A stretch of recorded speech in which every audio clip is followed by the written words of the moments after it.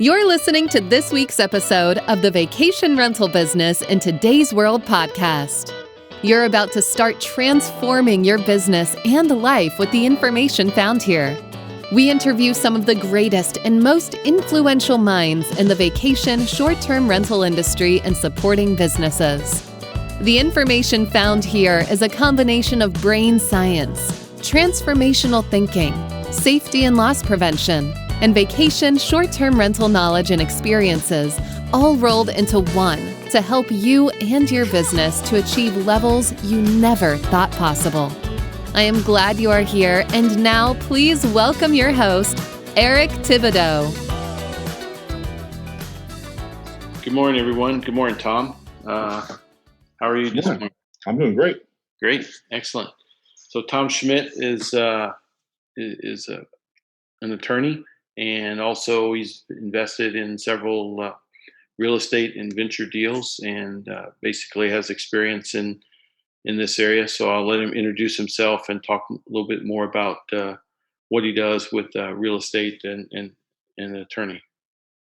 Sure. So first of all, I appreciate the opportunity to participate in this process. I think what you're doing is fantastic. I think a lot of people are going to get a tremendous amount of benefit from this sort of educational process. So I'm excited to be part of it. So my story is, I came out of college not really knowing what I wanted to do, but I had an idea that I could go to law school and be a lawyer and have that as sort of a fallback if I couldn't find something better to do. So I did that, and then partly because of the nature of my law practice, I started gravitating more towards the entrepreneurial side. My practice typically has involved representing small businesses that are sort of up and running, or investors / entrepreneurs that are starting up a new business. And so when you're around that group of people long enough, you start, seeing different trends, ways to take advantages of the market and so forth. And so ultimately I became an entrepreneur. I've started 13 separate businesses over the years, everything from a retail electricity company today, Pulse Power, to a global travel company called Onboard Tours, to a blockchain company, to a cell phone tower company in Brazil and Ecuador. So, a lot of people have a career in a particular industry. My career has been sort of in a particular area where you have entrepreneurs and investors interacting, and so I've been in many industries, sort of in the same concept. So as a result of that, of course, over the years, I've been involved as an attorney in, I don't even know how many real estate type projects. As an investor, I've been a participant in real estate deals of all kinds: commercial, residential, industrial, vacation rental, apartments, hotels is a big area I've invested in. And then also, my family, my extended family, has quite a bit of real estate, not as investments, but as part of vacation homes and these sort of things. And so I've had involvement there. And then most recently, I've become an active investor. And as part of that, not only do I invest in deals, but I put together deals, bringing investors together to make a deal happen. So that's kind of my passion right now, is finding an opportunity, whatever that might be. It might be a pre-IPO deal in SpaceX. It might be a new vacation home on the Gulf Coast. It might be a hotel property in South Beach, Miami, and bring investors together to take advantage of the opportunity. Yeah, it's a big, large, area of different experiences and investments, and it's great you can bring some of that to light for our audience here today. Because today we're going to talk about some of the legal matters to consider when we're investing or we're trying to start a vacation rental business. And so if we were looking at this from the very beginning, I don't own any property and I want to start. So what would be some of the things I would consider? Well, so there's a number of different, I would say, categories of legal issues. The first one, and this is kind of a new sort of almost cutting edge area in the vacation rental area, is regulatory issues dealing with the local and state government in making sure you're in compliance with all their rules and regulations. A second category is, what I'll just call liability risk. Getting into this, what risks am I taking from having some sort of liability in the operation of the property? And then a third area would be, I guess, what we'll call corporate structure. So if you're a individual owner and you're going to be the only owner of the property, you have a smaller set of issues around that. But if you have partners in the deal, all of a sudden you got to make sure that your documents are adequate to provide for different possibilities. And one of the things that I've observed in my 25 years of being a lawyer is, it's almost like working in an emergency room of a hospital where you never know what's going to come in the door next. And some of the stories I've heard of, oh, well, my business partner in the deal, it has had an affair with my wife, and now they've fled the country. They're living in another country, maybe on a boat. What do I do with the asset? What do I do with the tax returns? All like, oh my God, So there's stuff that you couldn't even fathom. There's no way you could prepare for those eventualities, but there's ways that you can create your legal documents in such a flexible way that they anticipate surprises and can deal with those. So I would say those are the three main areas: regulatory issues, the liability risks that you have, and then of course the corporate structure is a whole separate issue. Yeah, so if we started just with the regulatory issues, I certainly agree. Short-term or vacation rentals have definitely had more of a focus in various communities and act in locations of restrictions and permitting and different rules. So it really is behooves us as we begin to go look for a market I want to invest in that I do some due diligence up front. Speak to that a little bit. Absolutely, absolutely. And I mean, I'll just say, and you remember, I'm the lawyer, and the primary area of my practice, perhaps I should have said this on the front end, has been litigation. So I certainly set up companies, I certainly negotiate contracts and things like that, but I charge a very high rate for my time, and so typically I only get hired if there's a crazy, wild, bad lawsuit that's come up. So I see those horror stories of what can happen, how people can change their attitude, and a person you thought was a rational business person all of a sudden turns into a raving psycho, and you've got to deal with this problem. I have a case right now where 3 veterinarians got together, started a practice, they bought the building, they operate there, and now all of a sudden one of them says, "Hey, listen, I'm retiring, and you have to pay me a full 1/3 of the value of this veterinary practice." Well, the 2 other partners say, "Wait a second, the practice value, 1/3 of it is you here working. So as soon as you leave, the value of the business goes down by 1/3, but that departing partner won't agree to that." And so now all of a sudden they're fighting everybody. So they're in the same, they're showing up to work every day, and they're miserable in the. So these sorts of things happen, and it's important that you sort of benefit from my experience, or find your own lawyer in your own local area and ask them the kinds of things that you should watch out for. But I'll tell you this, my personal view, I'm 51 years old this month, been practicing law for 25 years. If I were to make the decision tomorrow that, hey, I want to own a vacation rental, I want to invest some of my cash in a particular vacation rental, I'm not going to go find it on my own. I'm going to go to somebody like you who is currently managing, buying, selling vacation rentals, and say, listen, help me, let's find a good rental in a good location, where the regulatory issues, et cetera. Because that way I don't have to reinvent the wheel, right? So if you are listening to this and you're thinking, oh my gosh, I want to get into the vacation rental business, my advice is don't do it on your own. At least copy someone, if not partner with someone on your first deal, and kind of learn the ropes, learn the regulatory issues. Even for myself, if a client were to call me up and say, hey, I have this house I can buy in Colorado Springs, will you come be my attorney and help me get it set up as a vacation rental?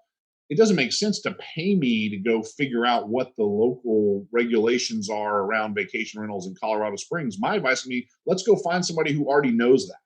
And that's something that you can do if you're trying to get into a new industry. Just kind of recognize, look, I'm not going to get my home run on the first deal. I want the first deal to be my education. I want to find somebody who can help walk me through the different things I need to learn, pay attention, and then you can do maybe the next one or maybe even the third one on your own. I think is good advice.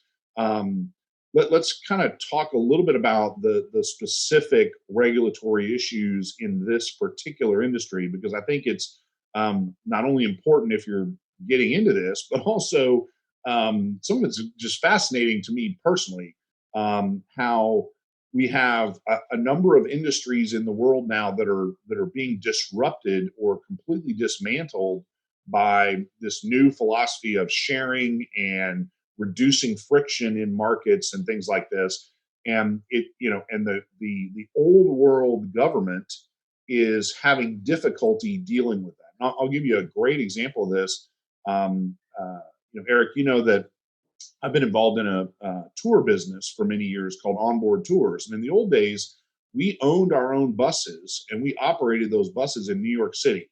And honestly, the biggest challenge that the company had back then was dealing with the government, the regulatory environment governing the operation of a bus in New York City was nightmarish. Maybe if you grew up in that industry, it wasn't a big deal. But to somebody from Texas who is used to the government sort of staying out of my life, it was an eye-opening experience, and it was truly a nightmare. It was the thing that I disliked the most about the company. And through that experience, I saw, not that I was involved with it, how heavily regulated taxi cabs were. And I don't know if you remember, but in New York City, taxi cabs don't have the name of their company on them. They're all just generic. They get a license from the Taxi Limousine Commission, and they pay sometimes $800,000, $1 million for that license. And then you got the privilege of operating a taxi. Well, all of a sudden, here comes Uber, and all that goes away. And the city's like, what do we do? And the same thing has happened with vacation rentals, because everybody remembers. In fact, I was watching some TV show last night, and they showed a couple walking into a hotel room in 1965. And the camera angle, before they walked in the room, you saw the back of the door. And on the back of the door in a hotel room, everybody knows this, they have that little certificate that tells the stated rate and all the regulatory information. Well, that's not something simple that they just printed something up and said, hey, put this on the door. That was months and months, if not years, of debate in the legislature to set the rules that governed what went on that certificate and the rules that governed the operation of a hotel. And so all of that sits there. And then all of a sudden, here comes Eric Thibodeau, and he pops up a room and says, we're going to put it for rent on a day-to-day basis. And all the hotel guys are saying, wait a second, we've got lawyers involved. We spend tens of thousands of dollars dealing with the regulatory issues. We pay millions of dollars in taxes that you're not paying. And so those hotel operators now are at odds with the Airbnb, the vacation rental by owner, the individual operators in a way they never have been before. And so what's happened is the governments, whether it be local, county, state, or even federal in some instances, want to get their hand in the pie. They want to get taxes from these rooms that are being rented. They're getting political pressure from hotels to say, hey, listen, it's not safe. There's risk. People could get raped. All kinds of problems could occur. You need to regulate these guys. And so I think what you're going to see over time is that you're going to have a trend where from here to a point in time, you're going to have more regulation and more involvement of government, and then it'll start tailing back off. And you're seeing some of that with Uber, where places like London, places like California, all of a sudden kind of bowed up and really started regulating. And then now you're slowly starting to see that tail off a little bit as people start to realize, oh my God, this is here to stay. Now you have Airbnb having recently gone public, so there's a lot more capital there. There's a lot more exposure there. I think over time, we'll see some of this die off and it should become easier.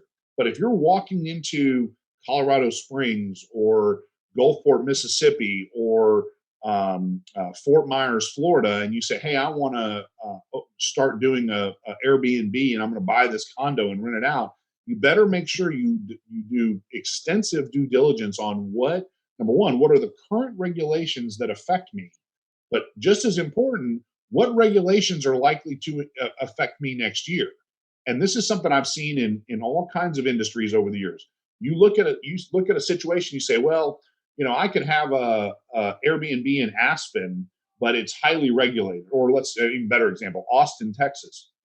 I could have an apartment in Austin, Texas, but there's so much regulation. I got to get a license and blah, blah, blah. Say, oh, but I can go to New Braunfels, Texas, where it's not as regulated. And so you invest your money, you get it all set up, you hire the people, it's up and operating. And now 6 months later, the city of New Braunfels puts in new regulations that match what's going on in Austin, because that's kind of what happens is these smaller communities will mimic what the bigger ones are doing. And all of a sudden now you got a problem. You got to, they won't grandfather you in or whatever. And, another great example of this in a slightly related industry, this is a great story. I have some clients, a group of partners that in Sugar Land, Texas, or I should say right outside of Sugar Land, Texas, outside the city limit, bought a piece of land, raised money, and they were going to build like a Holiday Inn hotel, like a 7-story mid-grade hotel. And they're getting the loans in place. They got the contractor under contract, all this. All of a sudden, the city of Sugar Land, annexed the area around it, and where they own their land all of a sudden was in the city of Sugar Land. And the city of Sugar Land had a moratorium on mid-rise hotels. And so literally their deal is dead. They lost all their money. They still had the land, obviously, which they could sell, but now it wasn't worth as much because it would, that it would have been prepared for this hotel. So, it's not just the rules that apply today. You got to watch out for what's coming down the pipe and make sure that you have a good sense of what the regulatory environment is likely to be in the future. Does that make sense? Yeah, absolutely. So basically, due diligence is not just one. I think this is a team sport we're in. So absolutely, I want that's a great tagline. It's a team sport. Yeah, I want an attorney. I want a property manager. I want a realtor. All who understand. Don't sell me a property. I want to understand the rules first. That's right. And second, not only the rules as you mentioned that's currently in place, but what's happening as we're going forward. What's the trend of short-term or vacation rental regulation in this area? So I think that's really important.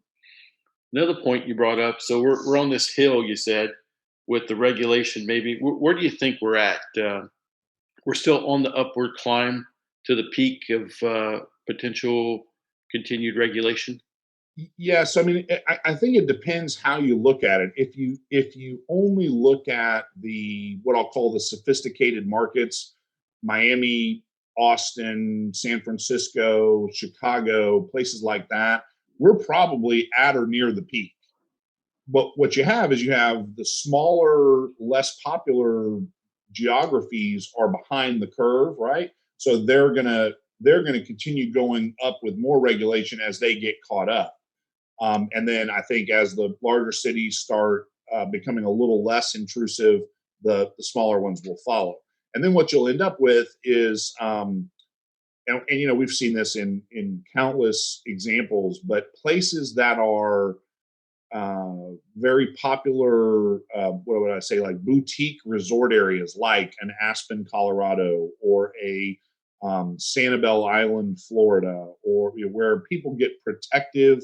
Lake Tahoe is another great example where the people that live there and the people that own property there want to preserve its sort of uniqueness. Those places are likely 15 years from now to have the most stringent regulations because of their willingness to sort of keep people out. And so, but I think places that are more fluid, the Fredericksburg, Texases of the world, the Santa Fe, New Mexico, and certainly places in other countries, I think you'll see a subsidence as the government kind of has to come to grips with the fact that this is going to be around.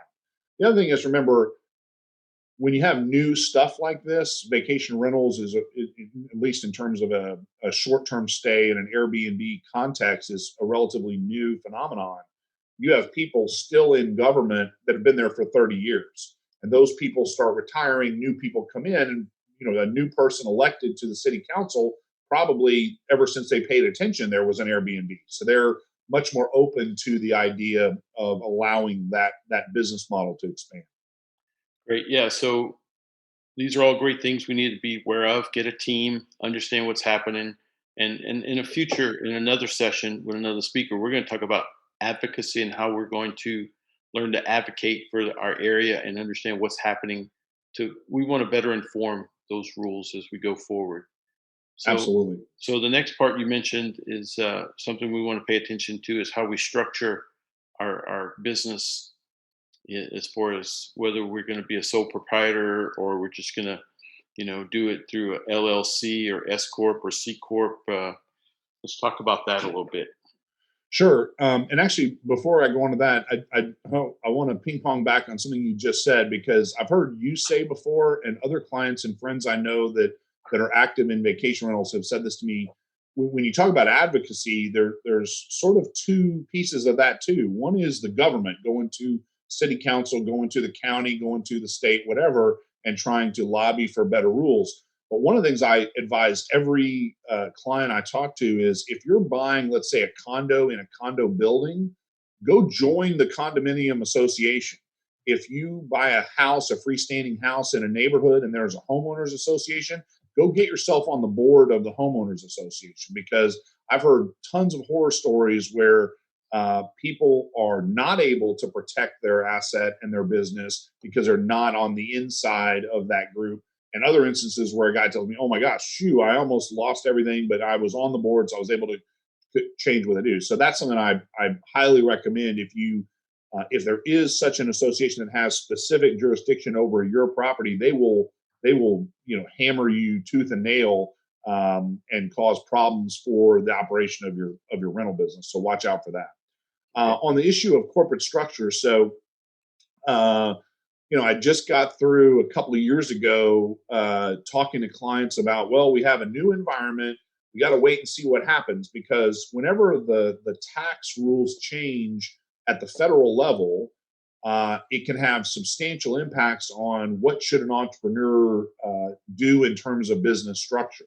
So a couple of years ago, I was talking about, oh my gosh, Trump has reduced the corporate income tax rate, historic cut in the rate for what we call C corporations. That's where you have the company name, comma, Inc., INC. Those companies' tax rates dropped dramatically under Donald Trump. Well, now not only do we have a new administration coming in, but we now have Democrat control of both houses of Congress. So the first expectation is that tax rate is going to go back up for corporations, and the income tax rate for individuals above a certain income is expected to increase dramatically, if not in 2021, then certainly in 2022. So that tax environment is really what should drive your choice of entity. I'll give you a little 5-minute summary on the differences between the different formats.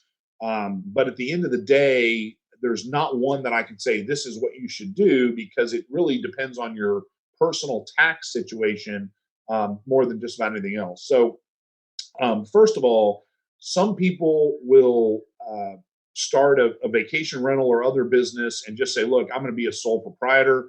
I'm not even going to create an entity. I'm just going to be Tom Schmidt, DBA, holiday vacation rentals. Bad idea. Do not do that. It's so easy to form a company, get one set up, and protect yourself. There's a huge protection from liability if you operate through a business. So you got to set up an entity, you got to open a bank account in the name of that entity, not in your name, and you got to keep all the money and the actions, the employees, whatever it is. If you're hiring a maid service to come work that's got to come through the company, paid through the company's checking account with a written agreement in the name of the company. That will protect you from a lot of legal liability that you can have. And this part of the conversation, it doesn't even matter what kind of entity you do. Set up a corporation, an S corporation, a limited partnership, an LLC, something that will protect you from liability from the operation of the business. Critically important. If you need help with that through this thing, you can find my website. Shoot me an email, schmidtlawfirm.com. shoot us an email and I'll at least point you in the right direction of what to do. Because it's critically important that you have some sort of legal protection there. That's step one. Step two is, okay, now which one should I choose? I would say that even post Donald Trump's tax changes, the majority of the new companies that are set up in this country are limited liability companies, LLCs. And part of that is because there is tax benefits in certain circumstances. But another part of it is an LLC is technically the most flexible corporate entity you can have. Eric, you and I could start a company. We'll call it Tom and Eric LLC. And our agreement can be that I own all of 100% of the profits of the business going forward, and you own 100% of the assets going forward. And in a regular corporation, you don't have the flexibility to split the ownership that way. But if you're going to contribute, let's say 15, 18 cars to the business, and I'm just going to pay you $10,000 a month as a fee, and then I get all the profits that we make from showing the cars, you want to make sure you own the cars. You don't want to give me any ownership interest in those cars. I want to make sure that I'm getting the profits from my efforts, and we can split it up that way. So that's one example of how an LLC can be more flexible than other types of entities. A C corporation, an Inc., on the other hand, probably provides the most liability protection. It's probably harder to sue Tom Schmidt personally if something goes wrong with TTI Diversified Inc. Than it would be for one of my limited liability companies. So there's a little bit of benefit there. The big difference with a C corporation is that if it is a C corp as opposed to an S corp, it gets taxed and pays income tax as an entity.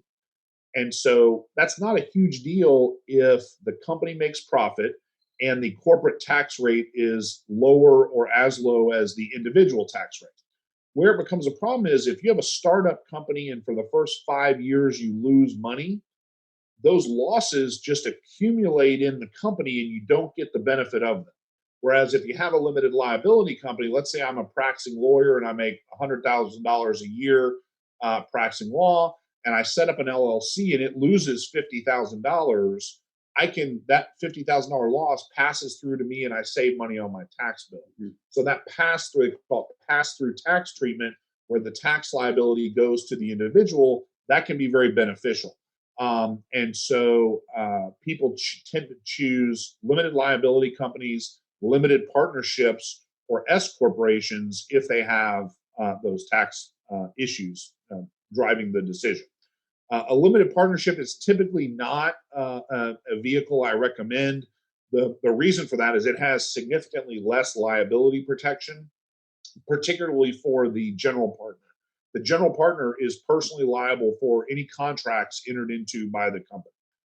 If you have lots of cash flow, lots of tax liability, particularly state franchise tax liability, there's a complicated structure you can set up where the operating entity is a limited partnership, and then you have a limited liability company that serves as the general partner, so you get more of that liability protection for the owner, and you can get some tax benefits because in a lot of places, limited partnerships don't pay franchise tax.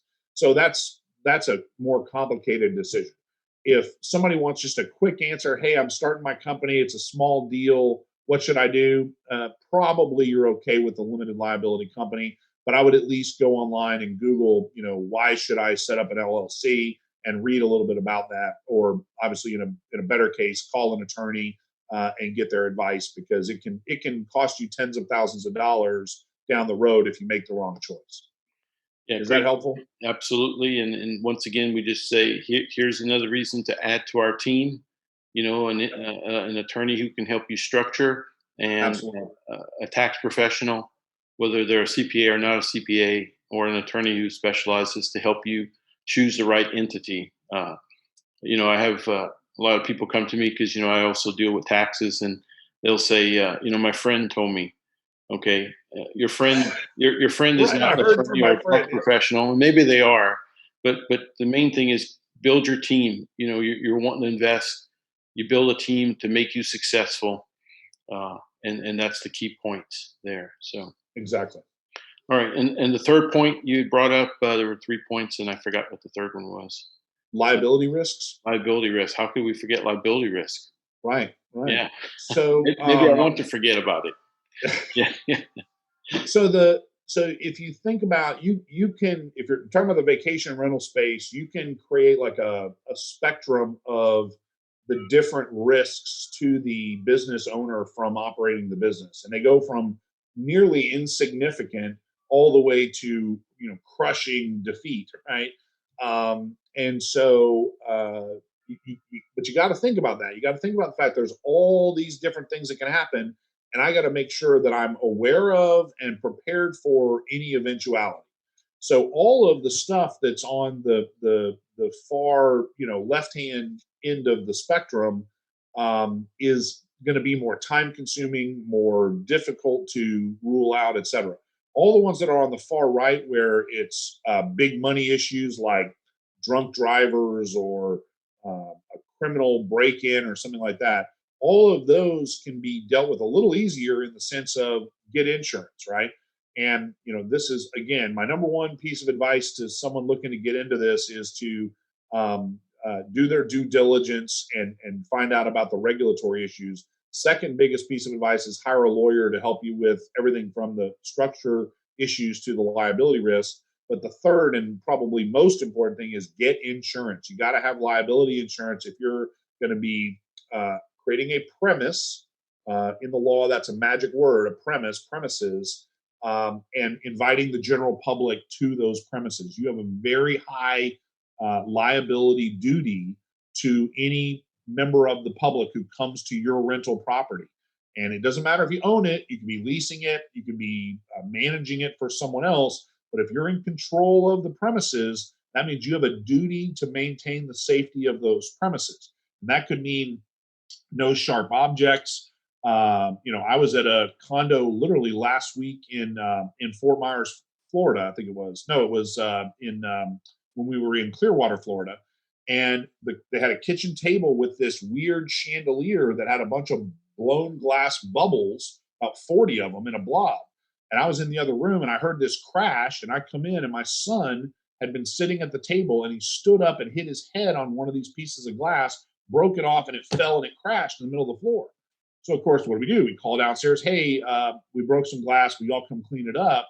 And sure enough, very quickly, there's a knock at the door. We thought it was the guy to clean up. Oh no, it was the manager to make sure that no one had been injured, because their horror fear is that we're going to sue them because we could, and I could certainly have done this. We could claim that was an unsafe environment in the premises that they controlled, and they have a duty to protect my safety.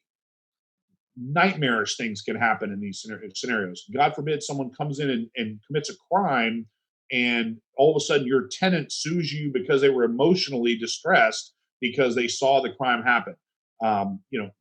The huge percentage of the lawsuits in the court systems of the United States today involve what they call premises liability claims. You've heard the horror stories of a person slipping on a grape in a grocery store, breaking their neck, and suing the grocery store for $1 million.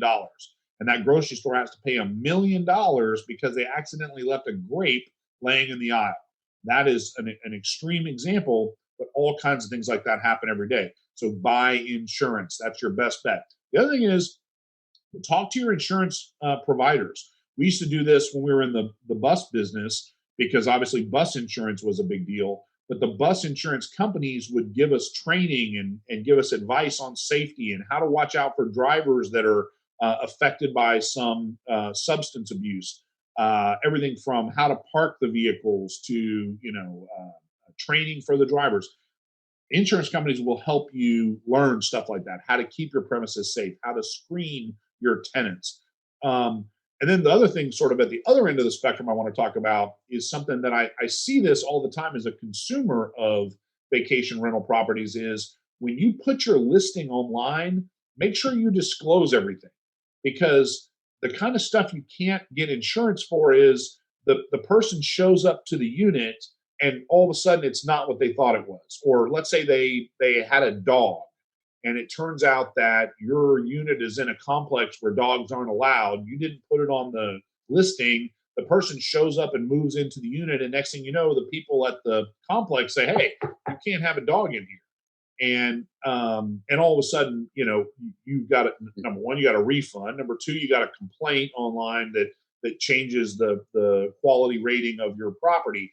And so a big sort of tagline here is full disclosure, right? If there's something about your property that's not optimal, say it. You're much better off losing a couple rentals than having a liability claim, having an unhappy guest, et cetera. So make sure everything is fully disclosed. And Eric, I'm sure you know examples of that as well, where people you didn't anticipate. It wasn't you hid something. It's just you didn't think that would be important, and all of a sudden the tenant's unhappy. Yeah, so we certainly run into that. Pets. One of the things we started dealing with is we got comfort animals, and we got animals that are used for to aid the traveler, the guest. So we have to be careful about that, because certainly there's some buildings and houses that don't allow pets. But summarize your discussion is insurance is a backstop. You got to have it, but then don't use insurance as your solution. Be proactive and to address all the issues you mentioned. Absolutely. Provide safety, provide effective loss prevention for your property, maintain it, disclose your information, and then, hey, things happen. Fires happen, severe weather happens, accidents happen. And then that's what insurance is there for. But be proactive to address all your issues and disclosures up front.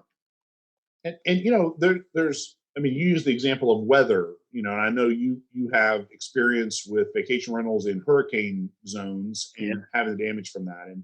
And I've been involved in so many businesses and seen so many things. When clients come to me and ask me advice, one of the things I always do is I say, you tell me about your personal situation, because there are people who would buy a beach house on the Gulf Coast knowing that hurricanes will come and be perfectly willing to go sludge through the mud. And, as we had in Houston, tear out all the sheetrock 3 feet from the floor to make sure the water doesn't wick up the walls. And I mean, that's a nightmarish thing. And some people, I buy my house, I get my insurance, that's great, I get my money back, but I got to go clean that up. I got to go make sure it gets fixed. That's a huge headache. And to some people, that's not a problem. Other people, that's a nightmare. So this is another example where if the topic is talk to me about getting into the vacation rental business, you got to make sure you understand all the possible eventualities, because it's not a big deal. You can hire someone if you have the money to come in and clean it up and put it back together. But you gotta think about that could happen.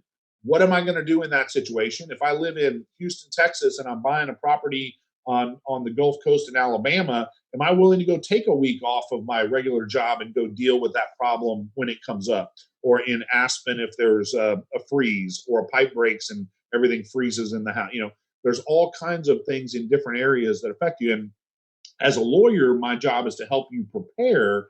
But before you can prepare, you've got to anticipate what are the issues: regulatory issues, corporate governance issues, liability issues, damage problems, and all those sorts of things. And little, like you talked about being proactive.